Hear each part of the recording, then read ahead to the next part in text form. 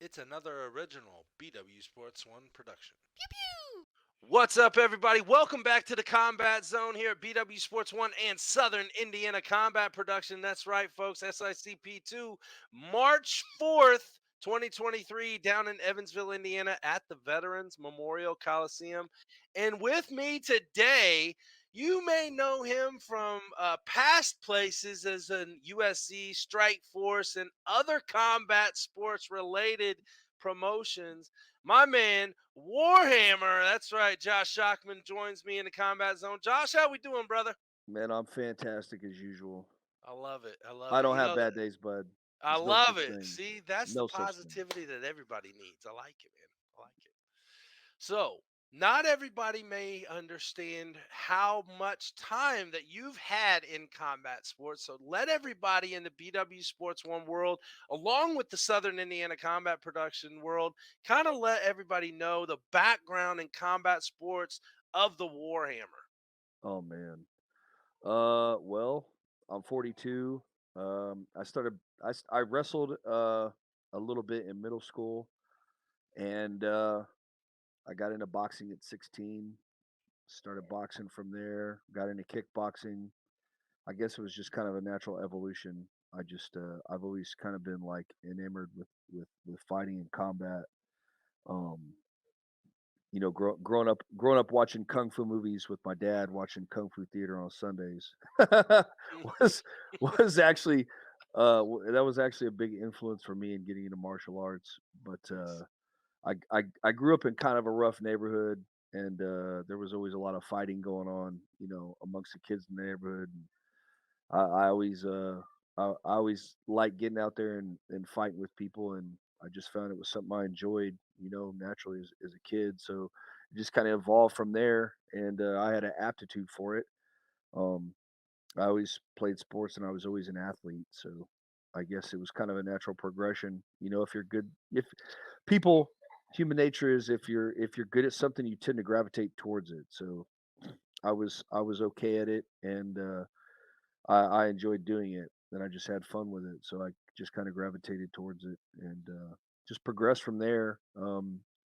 Moved to decide to make a move to Nashville, Tennessee. Uh, let's see, that would have been September of 2002, bro. So a 11 years. long Yeah, time just ago, over dude. 10 years ago, man. No, dude, 20, I'm 2002. sorry, 20 years Yeah, ago. it's Yeah. 20 years ago, bro. I decided to Woo. make the move and start training with a guy by the name of Ed Clay, who had started a gym called Nashville Mixed Martial Arts. And Ed Clay was really big in the early MMA / jiu-jitsu scene because Ed Clay owned uh, a magazine called Grappler News, and he also owned a clothing company called Gameness, which was at one point in time the largest distributor of jiu-jitsu gis on the planet. Yep.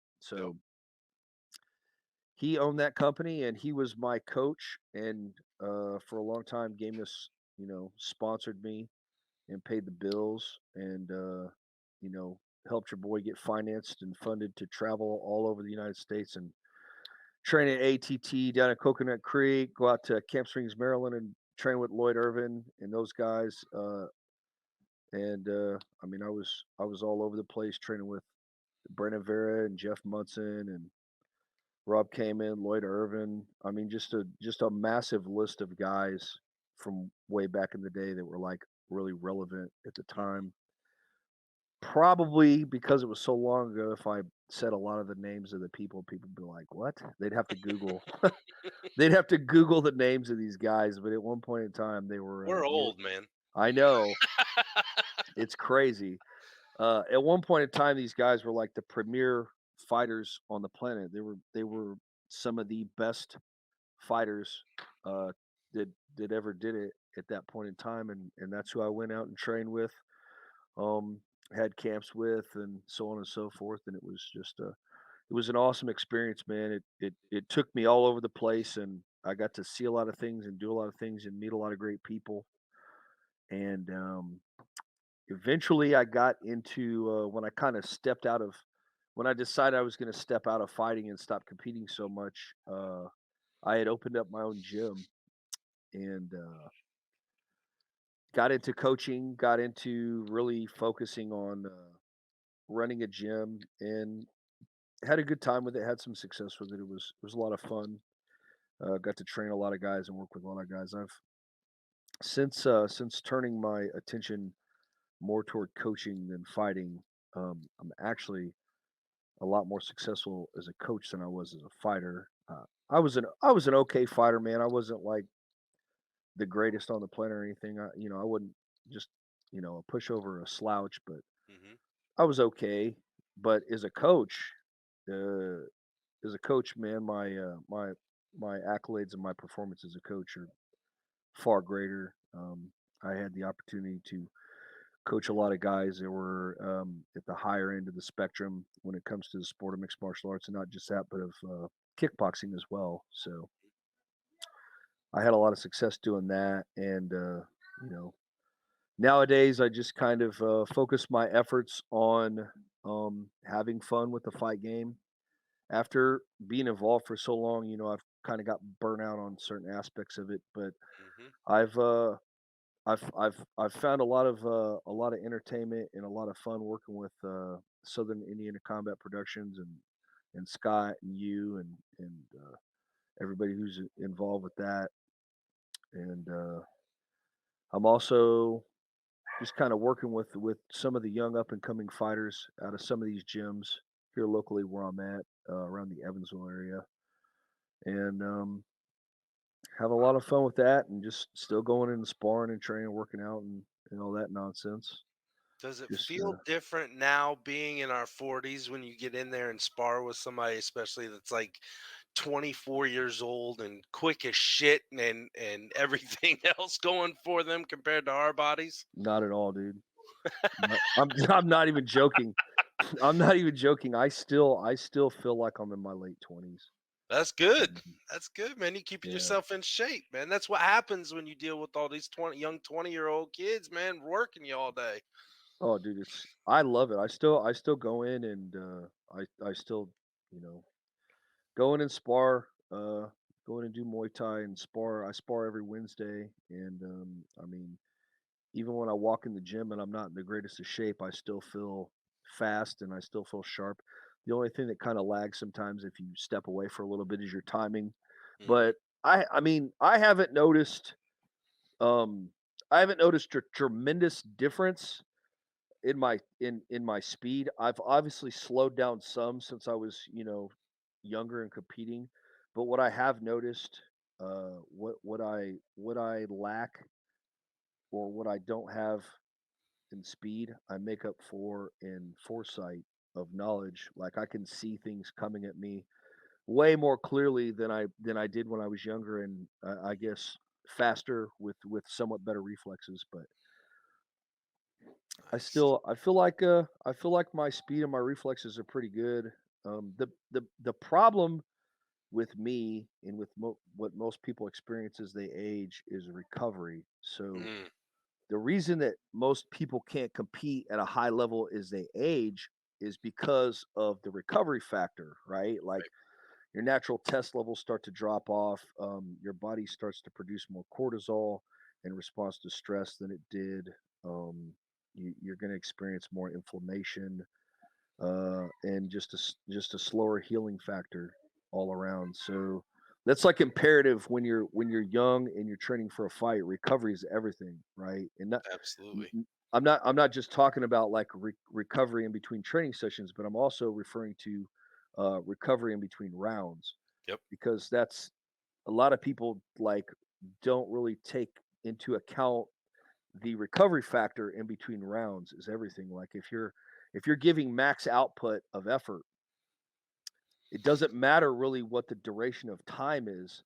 What matters is your ability to perform at max output level for that time, Hmm. right? And then for your rest duration, everything that occurs in that rest duration sets you up for the next round of work.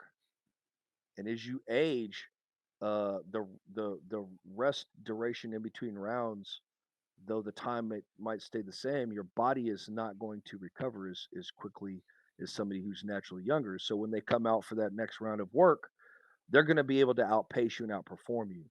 because on a cellular level, they've recovered way more than you have. So it's Right. kind of it's kind of an unfair advantage that people with youth have. But it just sucks that as you get older, you get better technically, you get better as far as your outlook on Mhm. fighting and the skill set that you have, but your physical attributes depreciate. So I know what you mean, brother. it sucks. It sucks, man. Like That that's it the does. one thing I've noticed is in between rounds, I don't recover as quickly, even with a lot of the breathing techniques that I use and a lot of Mhm. the recovery techniques that I have available to me. I still don't recover like I did when I was younger. Yep. That's the biggest most noticeable difference for me when I go in the gym Gotcha. is that. Gotcha. And I can wholeheartedly attest to that. I'm right there with you. I go to the gym every morning, and some days that recovery that you're talking about, just from that morning workout, lasts a little bit longer than what I think it should because of those muscles not being used like they should be all the time, I guess. But Well, it's not necessarily that. What it is on a cellular level, there is a drastic change in cell structure and how it relates to how you're going to recover. And what I mean by that is, if you look at like the mitochondrial DNA of mhm, somebody who's aged, you have these things that are attached to your cells, and they're called telomeres, right? And the more telomere shrinkage that we experience as we age causes uh, our cellular process when we replicate a cell, it's not as it's not going to work as efficiently. It's going to be degraded over time because of the telomere shrinkage um, on a cellular level. And as you age, that's what you're experiencing. You are experiencing cellular deterioration of sorts. So it's it's it's directly correlated with age and with telomere shrinkage. And there are things that you can do to slow these things, but there's nothing that I know of or that I've read through any kind of medical journal or any kind of scientific study that would suggest that there's anything they have that will stop it just yet. okay, So, I mean, you can do different things like cold plunge therapy, and you can do hyperbaric oxygen therapy and things of mhm. that nature to help your recovery. And even how old are you now? You're 40 I'll be what? 41 here in a couple Okay, months. so Yep. you're just younger than I am. So Yep. like even at 41 years old, man, you would be surprised at how much recovery you can get if you start using certain recovery protocols like cold water therapy, Right. um, and and using a hyperbaric oxygen chamber. But the problem with that stuff is access, right? Right. Like, how are you going to get access to stuff like cold plunge or cryotherapy for recovery, or a hyperbaric oxygen chamber? Like, do you know anybody that has any of that stuff? Kind of, sort of, yeah. Yeah, actually, I do.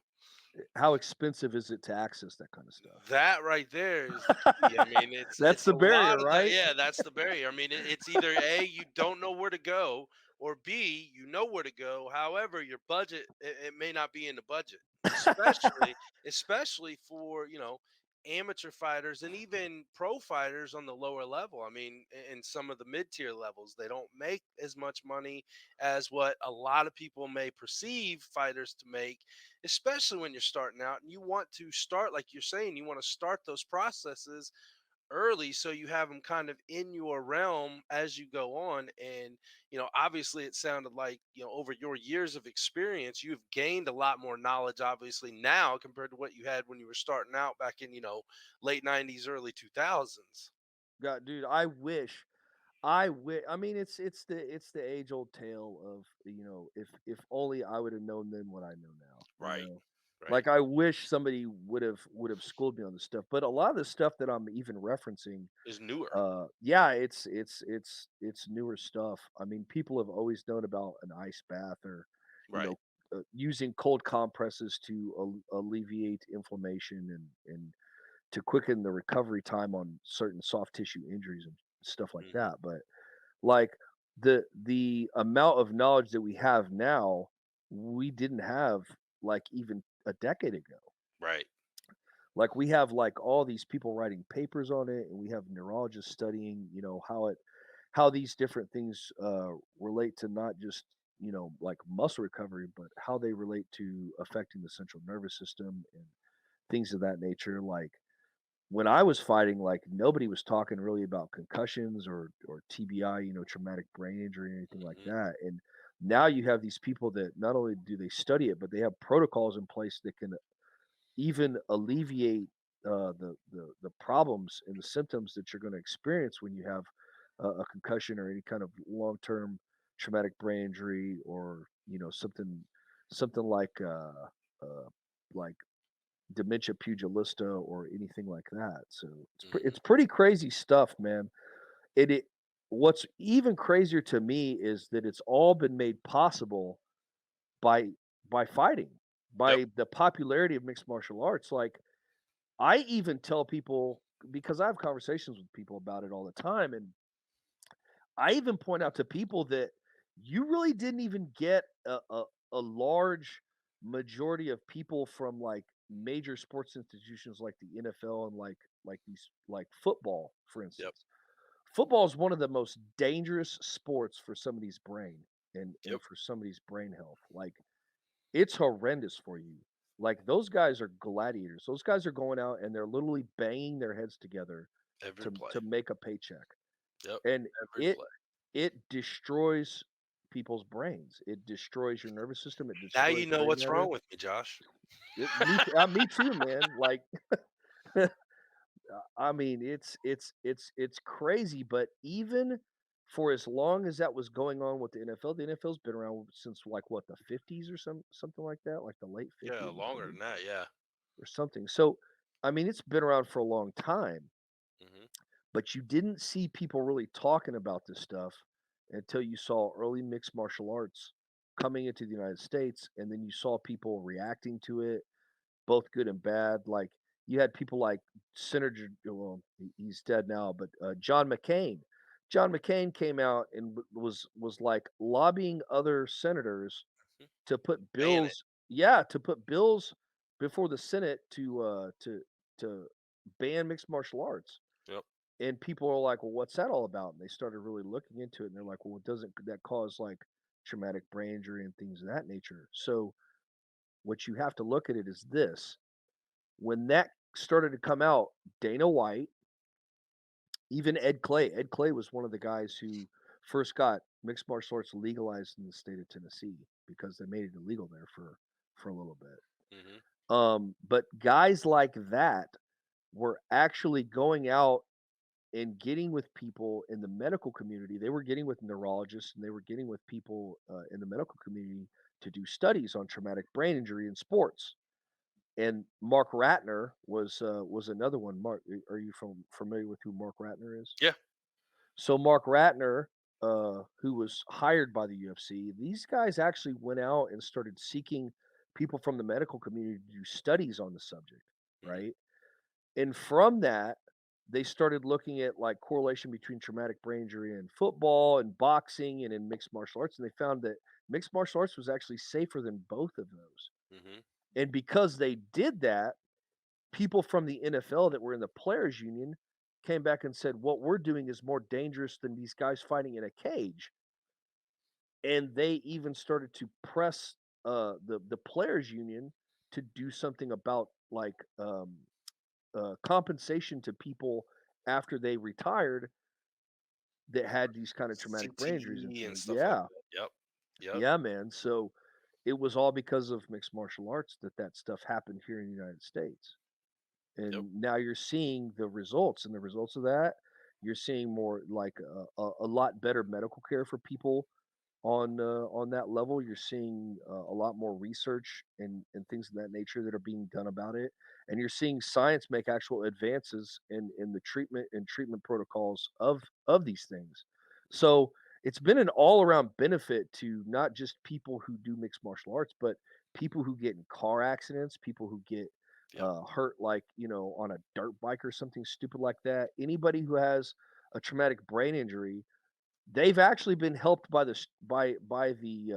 ground that's been covered by mixed martial arts and the industry in and of itself. So, I mean, it's impacted a lot of things outside of just guys who fight.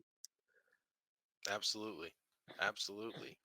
So now that everyone, and I hope you listened to what Josh was saying for the past few minutes, because this is good stuff, guys, and follow it, man. I mean, listen to what he's saying.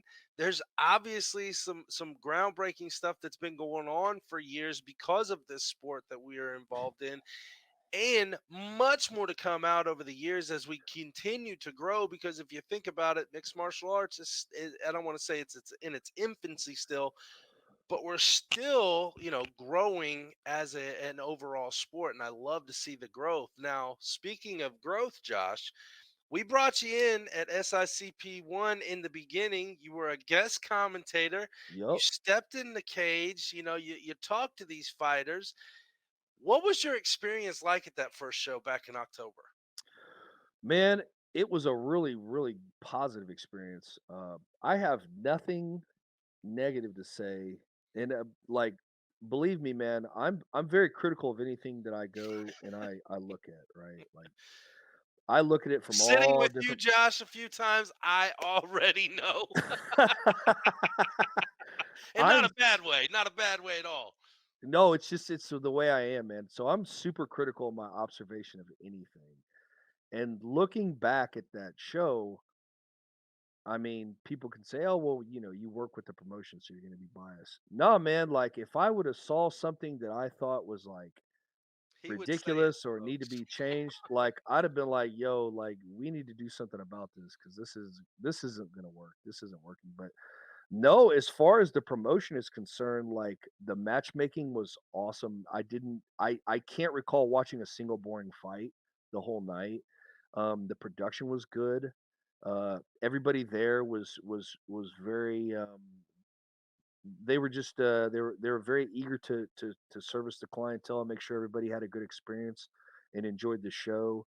And it was just an all around good production, and I was very pleased to be associated with it because I've not only have I been a fighter, but I've also been a matchmaker and a promoter, Mhm. um, and also a coach. So I've seen every aspect of the fight game that there is to be had, pretty much. Like I've worked in almost every facet of the sport of mixed martial arts, or been involved with somebody who was Right. involved in it. So I have a lot more exposure and experience than most people, even who come in as a fighter or just as a coach or just as a gym owner or just as a promoter. Like I've been around all of it. So my knowledge covers the entire gamut, so to speak, Mhm. of mixed martial arts. And in looking at the promotion itself, like I was very impressed. And of course, there's always room for improvement. And that's usually a direct correlation with budget and sponsorship and things of that nature. Like, usually, what it comes down to is you can improve something with more resources because Right. people say money is power, but what is power? Power equals access. So power is my ability to access what I want when I want to access it, right? So for any kind of fight promotion, I mean, you can dump an unlimited budget on them, and they're going to be able to, if they have a good imagination and understanding of the game, they're going to be able to put on a world class show that's amazing to watch. Right. And I feel like Southern Indiana Combat Productions put on a really good show with not a lot of money. Very I mean, true.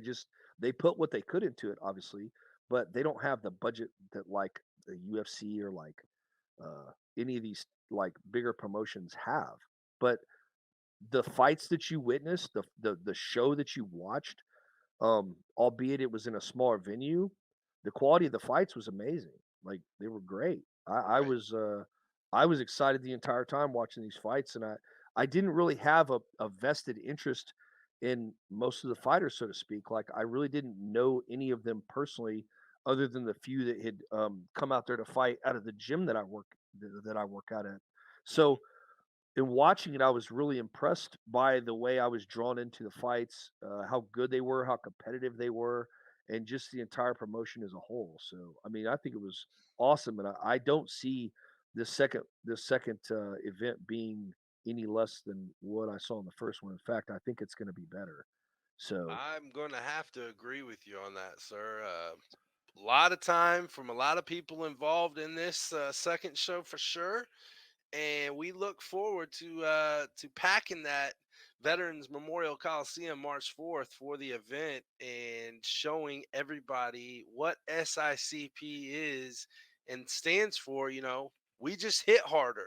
So I hope that everybody witnesses that, not only in the cage per se, but like you said, the environment as a whole. We want to make sure that everybody is entertained, everybody is safe, and everybody has a good time. yeah, I can guarantee you going out there that it's going to be a hell of a production, and there's already some fights lined up that I'm actually looking forward to see. So Well, since you um, said that, that was going to be my next question, Josh. Looking at the card for SICP2, the second coming, March 4th, Evansville, Indiana, what are you looking at as being like your go to fight? Everybody got to see this one. man, there's actually a few, but I'm actually interested to see Carlos Garnett fight. I haven't seen Carlos fight since a kickboxing event years ago, and he's actually a local favorite around here, around Evansville. Uh huh. I don't know a whole lot about his opponent, Poulter, Uh huh. um, but I'm just kind of interested to see if Carlos is made any adjustments that are going to help him in there, namely his output. Like I remember the last time I saw him fight, I wasn't really impressed with his output of work. Like Okay. Carlos is a guy who is very physically imposing, and he's a skilled guy. Like Right. he's knowledgeable. I would like to see Carlos go forward and throw more volume of shots and just a greater volume of work. I think that if Carlos goes out there and he puts out more output, I think he's a hard guy to beat. If he changes the way he approaches fighting and he starts doing that, I think he's uh he's a very tough guy to deal with. There you go. Uh I'm also really interested to see Terry House. Like let's just be real. The Terry, old man like us, brother. yeah, dude. Terry's a cool dude, man. I have not met him in person, but I've talked to him online, um, on multiple occasions on social media and stuff. Mhm. And I mean, he's an all around cool dude, and he's an OG of the sport. So he's been around for a while, and he's been doing this for a hot minute. So I'm just really interested in seeing him and Tavay Lewis fight, man. Like that to me is that's gonna be an entertaining fight. Um, Another guy that I'm really interested in watching is gonna be Zane Havner. Like Zane Havner, the thing that impresses me about that kid is his toughness. Like he works out and he trains at the gym that I go to. Mhm. And I go in there and I watch these guys that are better athletes than he is, that have a natural gift and an aptitude for certain things, like as far as physically that he doesn't have. Right. But this guy, that none of them have the amount of toughness and heart that he has. Like not even close even. And his work ethic is ridiculous. The guy is I've never been in the gym and he wasn't in there. Right. Now, I don't live in the gym, but I've never been in there and he wasn't in there. That motherfucker lives in the gym, bro. Absolutely. Like he lives in there. He is a if you looked up gym rat in the dictionary, you'd see Picture. his face right next to it. Like Right. that cat is a straight up gym rat.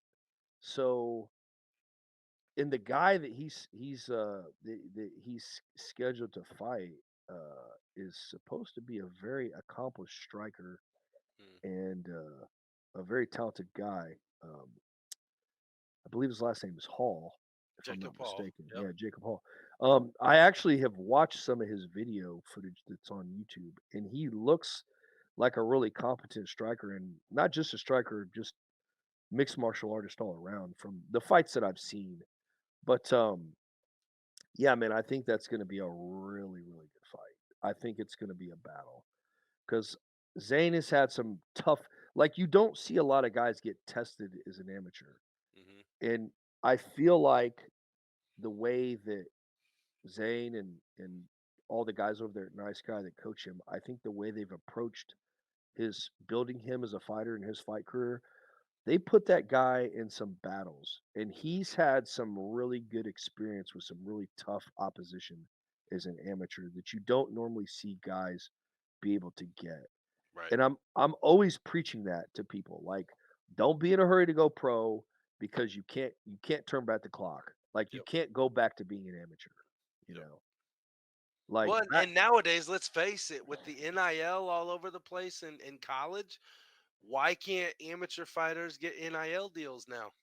So they don't have to necessarily worry about going pro so quick to get paid, or in their mind, they can have the name, likeliness, and all that paid for, just like a college athlete could. I think that's stuff that's coming down the pipeline. I just don't think we're quite there yet. It's Yep. like you said, like this sport isn't in its infancy, but it's still growing. And what you have to look at is like my first fight was back in 2003, and God, that was when the I think sport you was in its hesitated infancy. right there, Josh, when you said 2003. Shit, 20 years. A long time ago, dude. My first fight was a tournament. Oh yeah, you gotta And love those old I school fought a ones. guy on that card. I was an amateur, right? I fought twice in the same night. I fought a guy on that card. Um, I'm not going to name his name. If you really want to know who he is, you can dig up some records and find Mm. out. But I fought a guy, and this was back in the day when there was no sanctioning bodies. Oh yeah. There Yep. was no sanctioning bodies. We showed up with our own equipment. Yep. Like You stepped on the scale, you seen who was closest, and there's your that's opponent. it. That's Yep. it. But the guy that I fought that night was a professional. He had had fights where he had gotten paid and Mhm. fights where he didn't get paid. And this was an amateur tournament. Um, and you fought twice in the same night, and whoever won was the winner of the tournament. And this guy, he took me to a decision. Tough dude. Uh, but yeah, he was considered a professional Yep. fighting in an amateur tournament. Could you do that today? No, you Mhm. could not as a professional fight as an amateur. Hell, you couldn't even hold a tournament where people fought twice in the same night anymore. Mm-mm.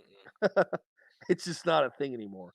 But I did that back in the day and it was crazy. Like this shit was nuts. It was awesome, I wouldn't trade it for anything. But it's not the same because the sport is evolving.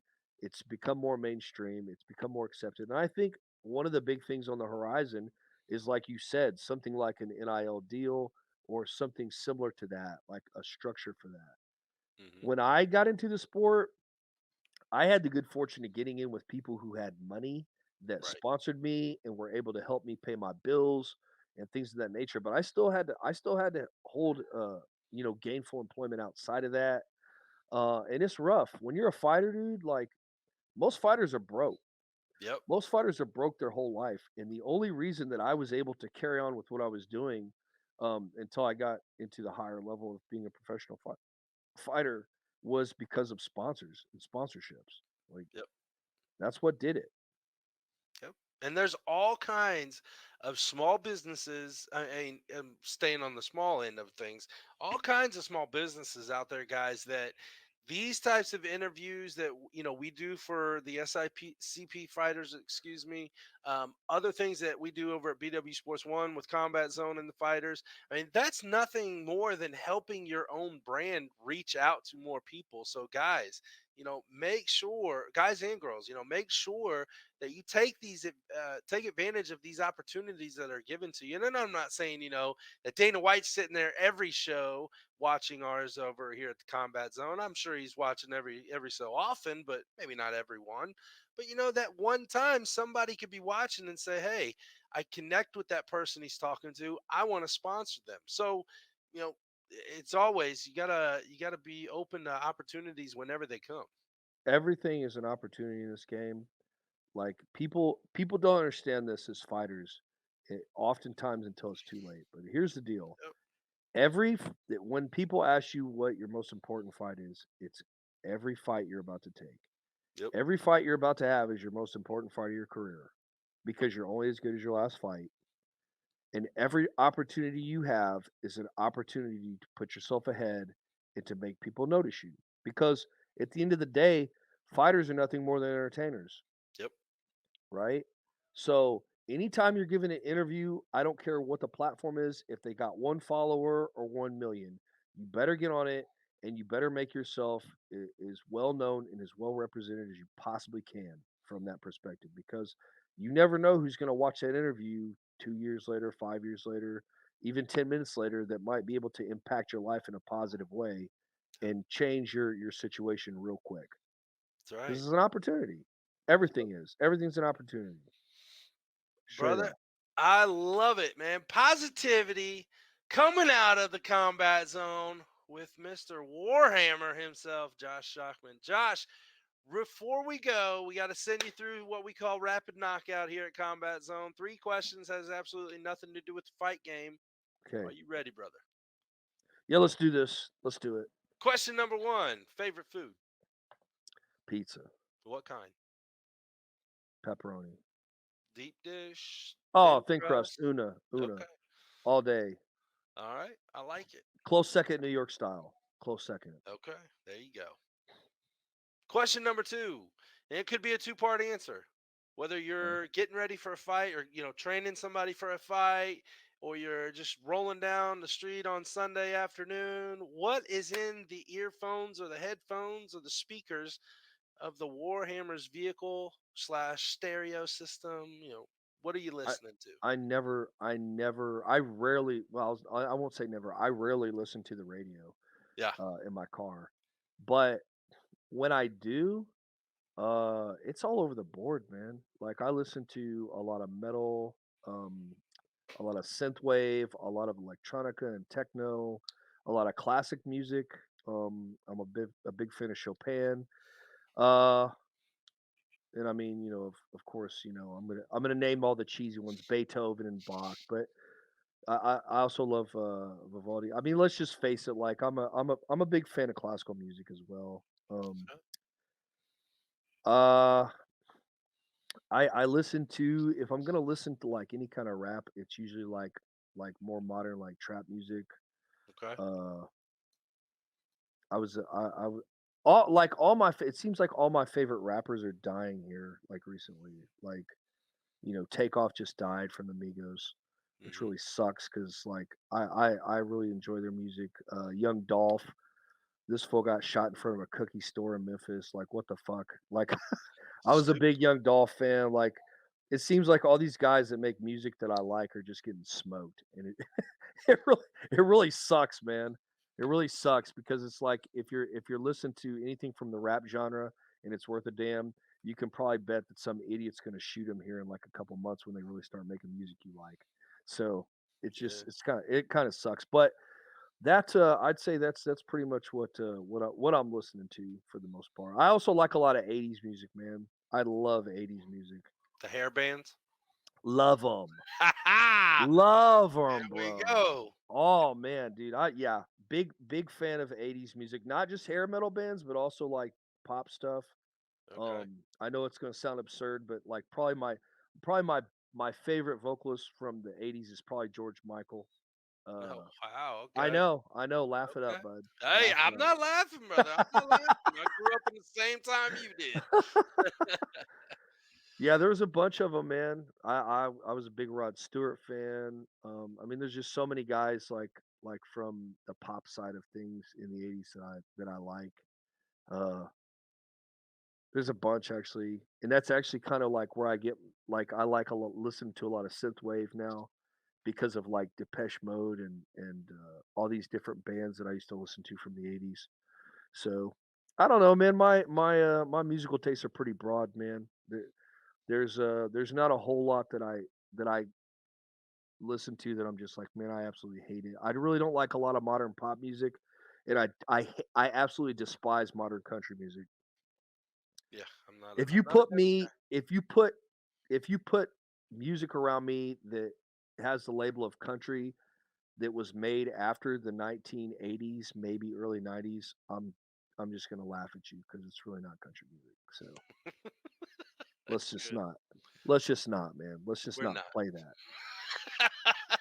Love it, man. I love it. Question number 3, and I think I may have had a little bit of insight earlier on a previous conversation at the beginning of this, Okay. but whether it be in personal life or in the entertainment sports realm of things, Hmm. growing up, who was your biggest role model Oh man, my biggest role model. Oh, dude, besides Kung Fu theaters on Sundays? man, that's a tough one, man. Because I mean, human beings obviously mirror. Uh, they mirror and they seek, whether they do it consciously or subconsciously, but they emulate things that they admire, right? Like Right. we aspire to become what we admire. That's a tough one, man, because I had a ton of different influences, like really like eclectic ones too, like all over the board. Geez, that's tough, man. Hey, That's man, really tough. that's what happens when you step in a combat zone. You get thrown some tough questions. Yeah, you're throwing me some curveballs here, bro. Biggest influence growing up, um, I mean, probably my dad, I guess I would say, at a younger age, Hmm. like that was the archetype. That's the patriarchal male role model, and when you're a young boy, that's what you seek validation from that source, but you're also looking to him to emulate his behavior because like that's your dad. As I grew older, like I realized that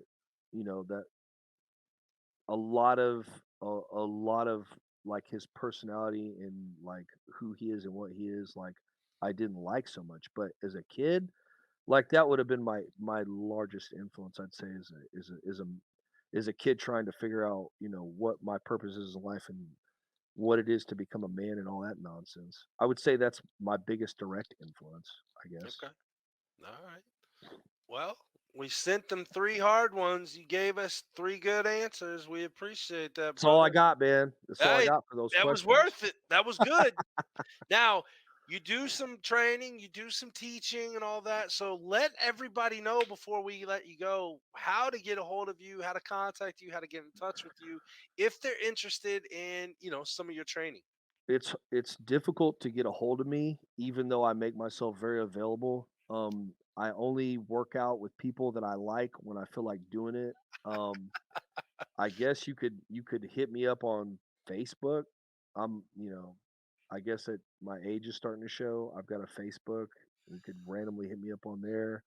Uh, I don't expect to post my email or my phone number per se because I might get blown up on there. But yeah, I Don't, guess. don't worry, I'll put it across the bottom here right now. Here it is, everybody. No, I'm just joking.